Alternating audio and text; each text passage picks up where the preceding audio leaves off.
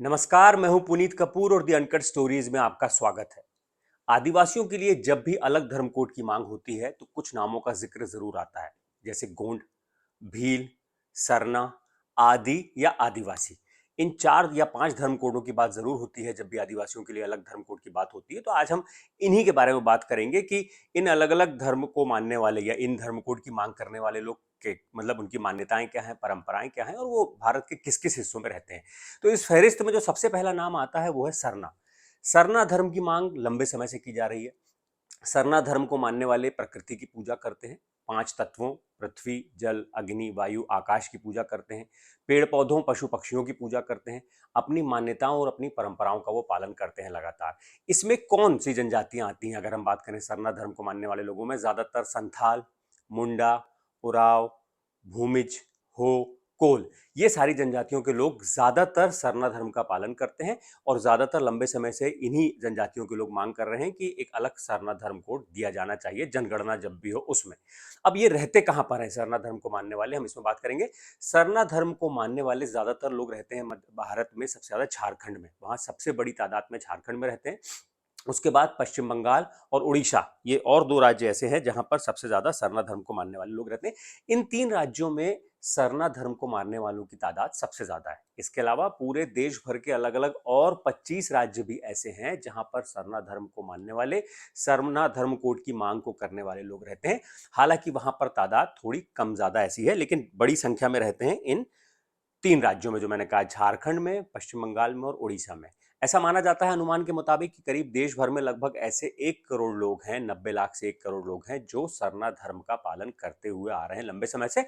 सरना धर्म का पालन यानी प्रकृति की पूजा, जैसी तमाम जनजातियां प्रकृति की पूजा करती हैं, प्रकृति से जुड़े तत्वों, उसमें नदी भी है, पहाड़ है, जंगल है, जानवर, पशु पक्षी, पेड़ पौधे, इन सब की पूजा करते हैं, लेकिन वो उसे एक सरना का नाम देते हुए, सरना धर्म के बतौर एक जो उन्होंने अपनी इन मान्यताओं को एक नाम सरना का दिया हुआ है, वो सरना धर्म का पालन करते हैं, इसलिए वो इसकी मांग करते हुए आ रहे हैं।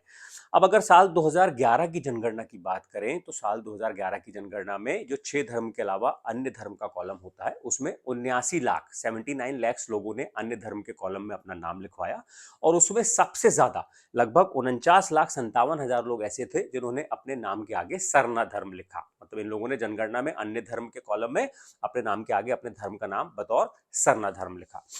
अब इसमें भी सबसे ज्यादा लोग झारखंड के हैं, लगभग 41,31,000 लोग, 49,57,000 टोटल हैं, उसमें 41,31,000 लोग झारखंड के हैं। 4,03,000 और 4,03,000 ये दोनों नंबर हैं पश्चिम बंगाल और उड़ीसा के। इस तरह से अगर तीनों राज्यों के उन लोगों का नाम देखें जिन्होंने जनगणना में सरना बतौर अपने धर्म के नाम के आगे दर्ज कराया है, तो ये संख्या लगभग 99.6% हो जाती है, मतलब ऑलमोस्ट 100%। जो बचे हुए 0.4% हैं, 0.4% लोग हैं, उसमें 20,000 लोग आते हैं, वो भारत के तमाम 25 राज्यों में बसे हुए हैं। हर राज्य में कहीं 1,000, 500, 1200, 2,000 ऐसी की संख्या में लोगों ने अपने नाम के आगे सरना धर्म दर्ज कराया है।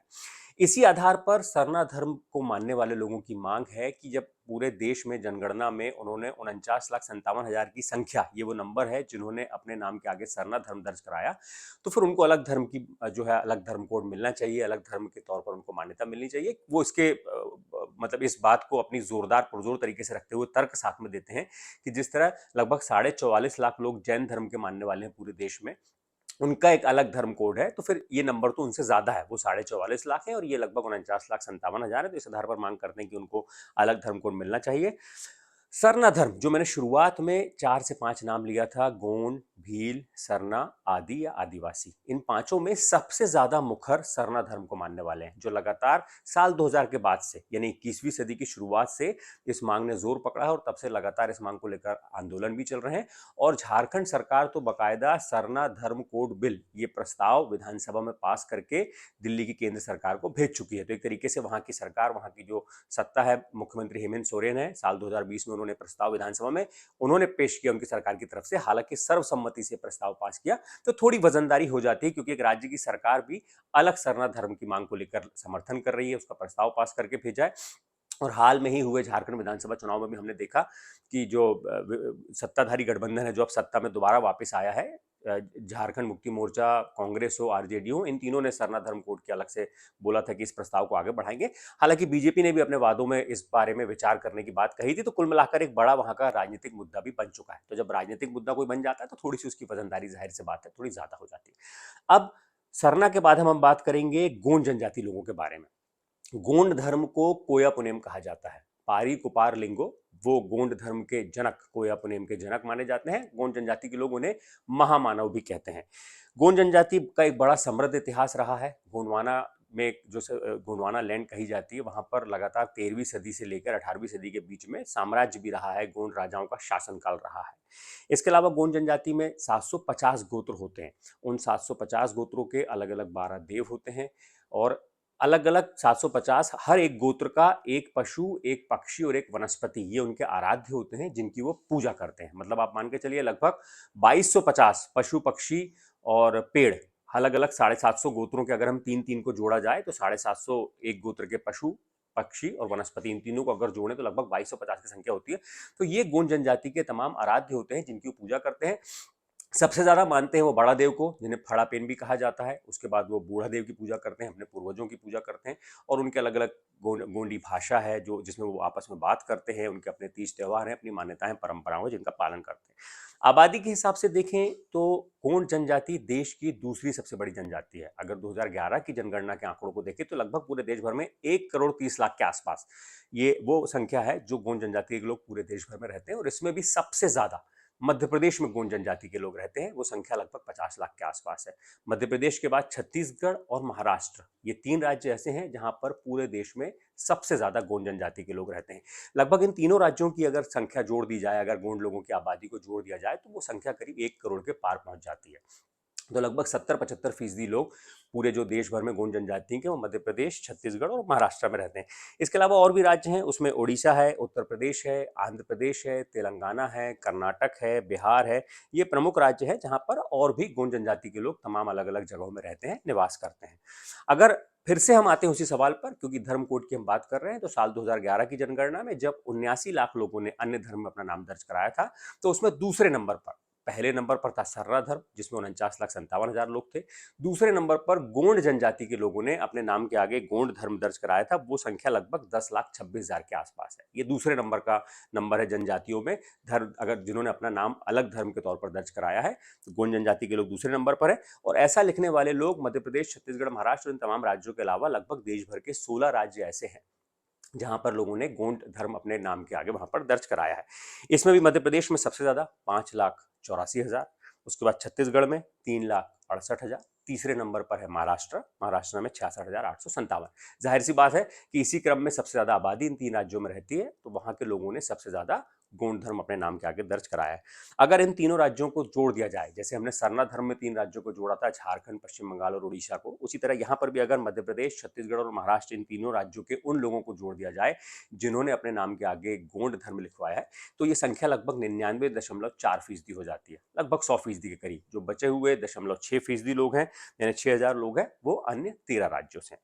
तो गोंड धर्म के लोगों का यही मानना है कि जो पूरा भारत देश है, ये पूरी जो धरती है जहां पर लोग रहते हैं, भारत से आगे भी वो एक गोंडवाना लैंड रहा है। और गोंड जनजाति से ही तमाम जो जनजातियां निकलकर आगे फली फूली हैं, अलग अलग भौगोलिक क्षेत्रों के हिसाब से उनके नाम अलग अलग हो गए हैं। लेकिन गोंड जनजाति के विद्वानों का मानना है कि उत्पत्ति गोंड जनजाति से ही हुई है। ये पूरा लैंड हमेशा पूरी देश में धरती जहां पर अलग अलग लोग रहते हैं, वो पूरा गोंडवाना लैंड माना जाता रहा है।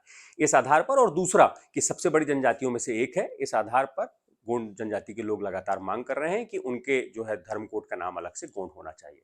अब तीसरे नंबर पर हम बात कर रहे हैं भील जनजाति के बारे में। भील जनजाति के बारे में तीसरे नंबर पर बात कर रहे हैं। हालांकि पहले नंबर पर किस लिहाज से है? आबादी के लिहाज से पूरे देश की जो 730 जनजातियां हैं उसमें सबसे बड़ी जनजाति है भील जनजाति।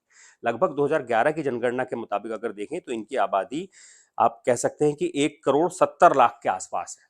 भील जनजाति की संस्कृति बहुत ही समृद्ध और अनूठी रही है। वो भी अपनी अलग अलग मान्यताओं का, परंपराओं का पालन करते हैं। उसी हिसाब से वो अपने तमाम संस्कारों को, रस्मों रिवाजों को पूरा करते हैं। भील जो जनजाति, उनकी भाषा भीली होती है।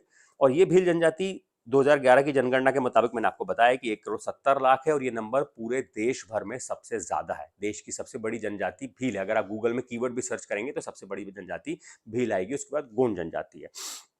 सबसे ज्यादा लोग फिर से देश भर में भील जनजाति के ही जो लोग हैं 1,70,00,000 में सबसे ज्यादा लोग मध्य प्रदेश में रहते हैं। गोंड जनजाति के भी सबसे ज्यादा लोग मध्य प्रदेश में रहते हैं और भील जनजाति के लोग भी मध्य प्रदेश में रहते हैं। भील जनजाति के लोगों की मध्य प्रदेश में संख्या लगभग 60 लाख के आसपास है। इसलिए एक और जिसमें फैक्ट बता रहा हूं, पूरे देश के तमाम राज्यों में सबसे ज्यादा अनुसूचित जनजाति के आदिवासी लोग मध्य प्रदेश में रहते हैं। 2011 की जनगणना के मुताबिक ये संख्या लगभग 1,53,00,000 है। उसमें 50 लाख गोंड और 60 लाख भील, यानी पूरे देश में भी भील सबसे बड़ी जनजाति है और मध्य प्रदेश में भी आबादी के हिसाब से सबसे बड़ी जनजाति भील ही है, जिसके लगभग 60 लोग यहाँ पर रहते हैं। इसके अलावा गुजरात, राजस्थान, महाराष्ट्र, वो 3 राज्य और है मध्य प्रदेश के अलावा जहां पर बड़ी संख्या में भील जनजाति के लोग रहते हैं। ये संख्या बड़ी है, यहाँ लाखों में रहते हैं। इसके अलावा और भी कुछ राज्य हैं, कर्नाटक है, आंध्र प्रदेश है, त्रिपुरा है, छत्तीसगढ़, यहाँ पर भी भील जनजाति के लोग रहते हैं। हालांकि अगर 2011 की जनगणना में फिर से हम अन्य धर्म के कॉलम की अगर बात करें, जिसमें 79 लाख लोगों ने अपना धर्म जो है अन्य में दर्ज कराया था, उसमें भील जनजाति के लोगों की संख्या काफी कम है। पूरे देश भर में लगभग सिर्फ 1323 लोग वो हैं जिन्होंने अपने नाम के आगे अन्य धर्म में भील दर्ज कराया था। उसमें भी मध्य प्रदेश में सिर्फ 203 लोगों ने, जहां सबसे ज्यादा आबादी रहती है, सिर्फ 203 लोगों ने अपना नाम भील जनजाति के तौर पर दर्ज कराया था। भील जनजाति के लिए अलग धर्म कोड से ज्यादा बड़ा मुद्दा रहा है अलग भील प्रदेश का, जिसकी लंबे समय से वो मांग करते आ रहे हैं। भील जनजाति के लोगों को मानना है कि मध्य प्रदेश, गुजरात, महाराष्ट्र और राजस्थान जो आपस में कनेक्टेड राज्य हैं, वहां के 39-40 जो जिले हैं जहां पर भील जनजाति के बाहुल जिले हैं, वहां ज्यादातर भील जनजाति के लोग रहते हैं। उनकी मांग है कि इनको इन 39-40 राज्यों को मिलाकर एक भील प्रदेश बना दिया जाए, ताकि वो भील लोगों के रहने वाला प्रदेश हो। वहां पर शासन भी भील लोग ही करेंगे। जाहिर सी बात है, सबसे ज्यादा संख्या उन लोगों की है, तो आगे चुनाव होंगे तो सरकार में भी उन्हीं लोग आएंगे। तो ये एक लंबे समय से मांग की जाती रही है कि भील जनजाति के लिए भील प्रदेश, वो बहुत ज्यादा मुखर या कहूं बिल्कुल मुखर नहीं है अलग धर्म कोड की मांग के लिए। सबसे ज्यादा मुखर हैं सरना, उसके बाद है गोंड। भील जनजाति आबादी के लिहाज से ज्यादा है, लेकिन इस मामले में मुखरता नहीं है, अलग प्रदेश की उनकी मांग है।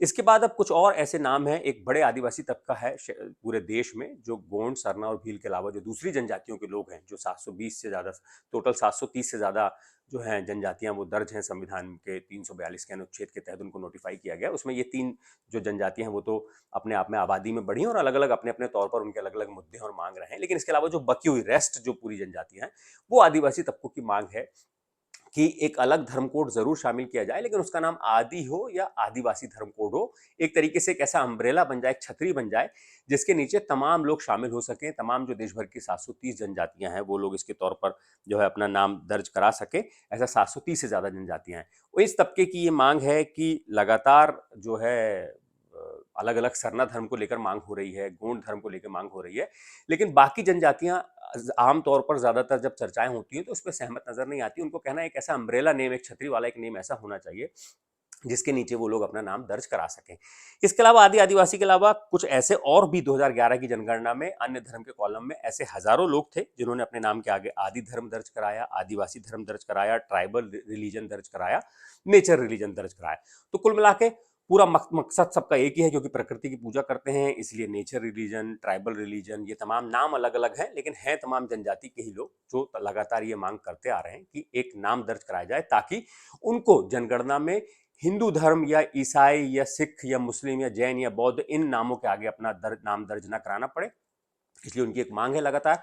ये मांग 1968 से चली आ रही है। तब आदि धर्म को लेकर, आदिवासी धर्म को लेकर लगातार आंदोलन हुए, बैठकें हुई तमाम आदिवासी नेताओं की।